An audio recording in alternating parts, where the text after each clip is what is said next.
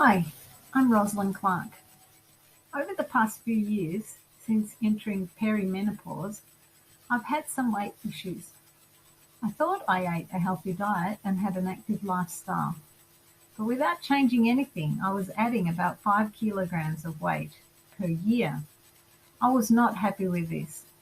I tried increasing exercise and being good about treats, but there seemed to be no change.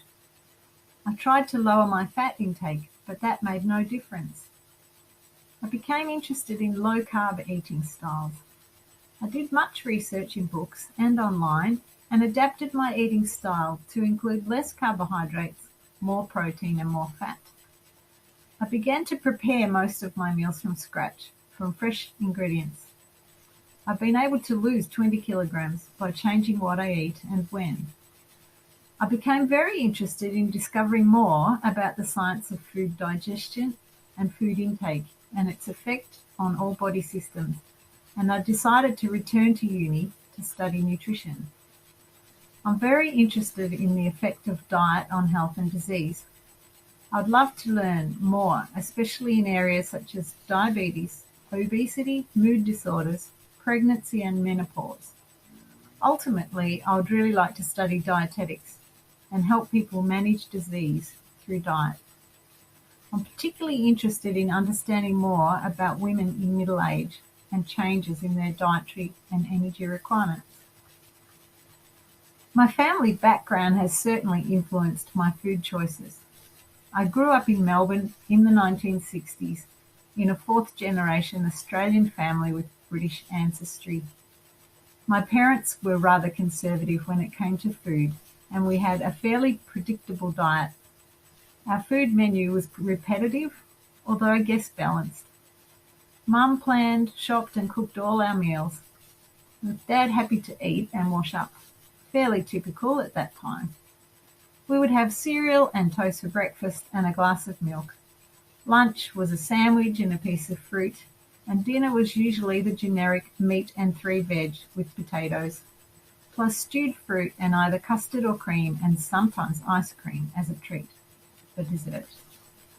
My mum was also working, she was busy, wanted quick, reliable meals that we would all eat. Dad was quite unadventurous about what he called ethnic foods. We always ate at the table with napkins and formal dinner conversation. Our food was served in the kitchen and plates were carried to the table. There were rarely any seconds. We were, however, expected to eat everything on our plate. We very rarely went out to eat.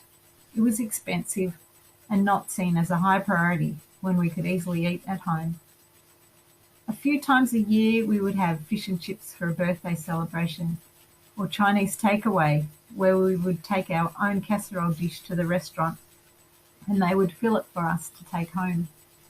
These were very rare occasions. Now I have my own family and the food choices I make are quite different. Food in Australia has changed massively with so many new varieties available. I guess my dad would have described our current menu as mostly ethnic food. We eat stir fries, stews, pastas, curries, barbecues, poke bowls, salads, HSP, sushi, you name it, but very rarely meat and 3 veg.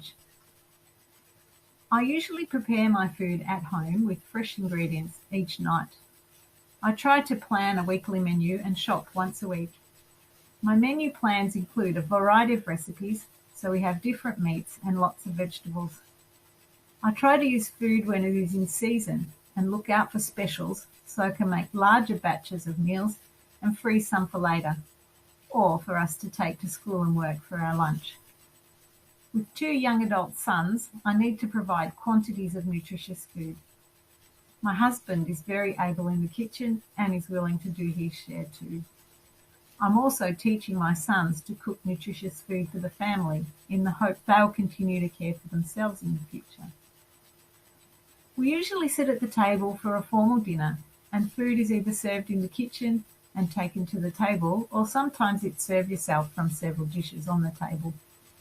We occasionally eat out, but I try to avoid fast foods and prefer to sit in a bistro or cafe to eat, so it becomes an occasion rather than just about combating hunger.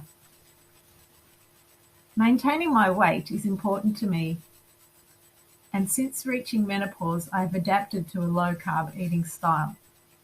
I have smaller portions of pasta and rice and limit bread.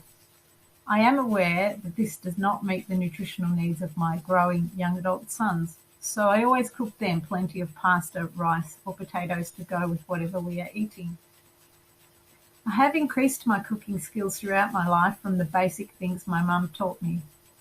I spend time researching for new recipes, checking nutrient content, and looking for easy-to-source ingredients. I take note of additives in food, such as sugar and salt, and try to avoid highly processed foods. I try to include plenty of variety of foods in our diet, so it keeps life interesting, without obsessing too much. I've also become aware of when we eat. I now include intermittent fasting in my day. I try to eat dinner early and have very little to eat after dinner. I try to have a window of at least 12 hours without food overnight. This has also helped me to balance my weight. This activity has highlighted to me the different ways that people can eat. It's been interesting to consider when and how we eat, and how consuming food is a culture. The social side of eating is important to me, and I love to eat with others and enjoy company and conversation as part of a meal. It is much more than just getting food in, but about connecting over food. I can also see how my eating has evolved throughout my life, from very basic foods to a greater variety of tastes, textures, and ingredients. I love living in multicultural Melbourne, where we have so many different food types to choose from. Our food culture is certainly much richer thanks to immigrants from all over the world. Thanks.